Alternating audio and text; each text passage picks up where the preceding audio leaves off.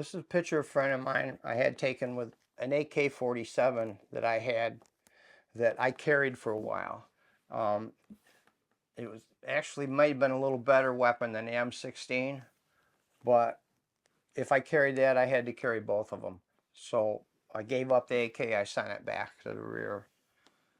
This is me taking pictures of a mine sweep. These are engineers checking roads for mines. Um, One morning we were in a base camp and there was a mine sweep going out. My company commander made my squad go out and cover them because it was kind of a punishment that I won't go into right now. But if you notice, we weren't, when I took the picture, I wasn't real close to them. But thankfully, they did find a couple mines, but no problems. And it's one of my favorite pictures. You can't see it too well, but what it is it's me up on a hill, and you can just see it was the epitome of how crummy and dirty everything was. You know, we'd been living out of a foxhole for a couple days, and we hadn't been supplied, and it rained, and it was just miserable. And this is in a village.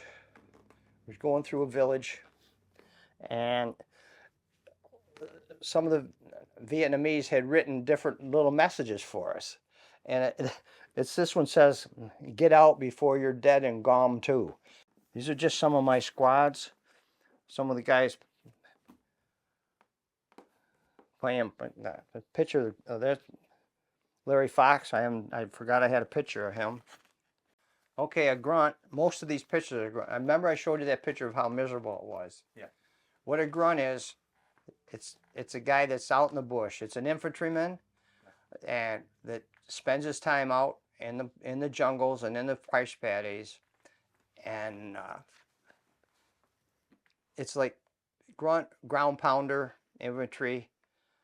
There's a MOS, which is your jobs thing. Starts 11 Bravo, 11B is infantry rating, and we used to call it 11 Bush. If you're 11 Bush, you're a grunt.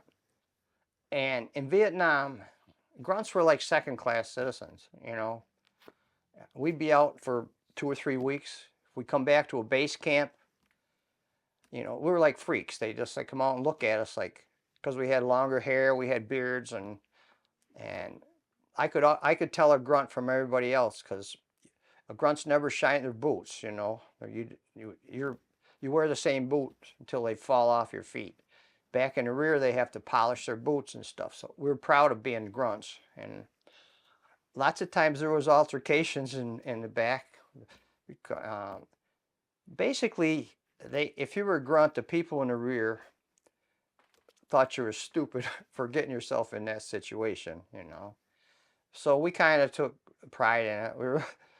We were like, I don't know, the gang, or you know, like a bad gang in a neighborhood or something. But they really didn't care for us too much. A few of the base camps we went into, if we were in base camp once for a couple days, we usually didn't get invited back. And in a couple places, we'd come to resupply, and they would bring portable showers and food out. We had to stay outside the base camp because we're grunts, you know, and they didn't want us ruining anything. But it caused a few altercations here and there, especially in a beer hall or something, you know. But Yeah. And, they thought we were stupid. They're probably right. A couple good pictures of everything you had, you carried on your back, you know, and mostly it was ammo, yeah. sea rations. Your ammo consisted of your rounds, your hand grenades, extra rounds, claymore mines, which you put out, and you'd have your writing material, usually in a plastic bag, and you have your sleeping gear, which was just poncho, and one poncho liner, which was just like a big quilt that you carried, really lightweight quilt and carried around. And when you first get there, you got all kinds of stuff in your rucksack, and then usually you find out exactly what you need and what you don't need, and usually it's more ammo and less anything else. Got a couple pictures here. Then your rucksack, everything you had for 2 weeks was right on your back, and this was when I must walk and point because I got a machete with me. And I wouldn't carry that. When I was walking point, I'd have to clear some areas out. Sacks, rucksacks were heavy. I don't know how many. I don't know, but your back was always sore. Well, one time, you see, you don't take your boots off for days sometimes. So we were my foot was hurting. My foot hurt. So after a couple of days, I took my boot off, and the boots they're made out of canvas or something, and there was a leech buried under my shoestrings, and he was sucking blood right through the boot, and he was huge, and that was making my foot sore, But I took care of him, but a lot of blood came rolling out of him. But then my foot was better, so. Yeah.